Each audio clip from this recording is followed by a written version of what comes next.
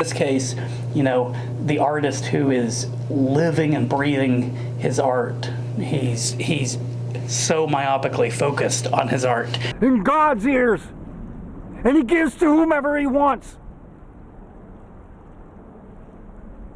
It's a curse. It just feels like he's got some connection where things just stream through him, whether it's lyrically or musically. Yeah.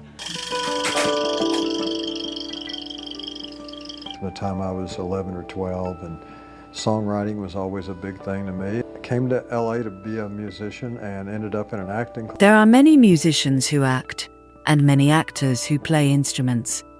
Billy Bob Thornton is one of them. But there are almost none who can write and perform their own music, produce, direct, act in their own films, and on top of that, discover and train their own actors. That is a rare feat. Winning an award with no prior film experience would already be impressive. But when you consider that A Perfect Song was created without a single dollar of funding or a single investor, and that Yeager chose to score more than 60% of the film live, performing the soundtrack himself, it becomes unprecedented.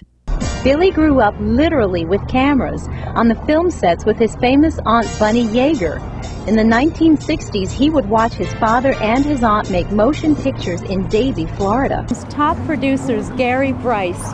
Gary has been filming with Billy Yeager for over 1 year. The character Lloyd that Billy created was inspired by a good friend of Billy's, Jaco Pastorius, who is considered a musical genius. I think he uses some of his mannerisms as well as some of the language Jaco used. Quiet on the set! Ready, action! To think about this concept seriously. Here's a guy with no directing experience whatsoever. He had no money. A film crew literally made up of about a half a dozen 16, 17-year-olds. What he had to do to become that character, he had literally shaved the top of his head bald and left the sides. Billy put himself entirely into that role. He gained all this weight, shaved his head.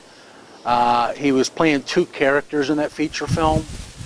It was just an excellent put together film, and of him as a musician, there was one scene where he was sitting there kind of playing one part and then playing another part, and the way the whole thing came together, it was beautiful. It was a beautiful movie.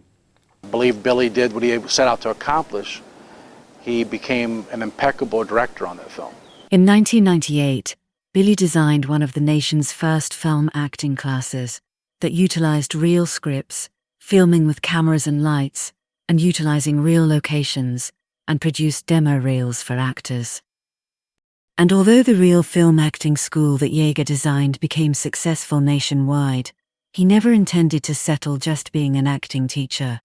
His ingenious idea of teaching these methods with film cameras on location was done so Yeager could teach himself how to become a film director. At that time, there was no other acting studio that were taking students out on live locations using real scripts. I remember one of the first initial movie scenes that we did, he took us on top of a 30-story building to do a suicide scene, and I was like, is this guy crazy? He just wanted us to remove the fear of the camera itself. Over there. Step up. This whole concept of creating real live demos was his train of teaching himself actually of how to be a director.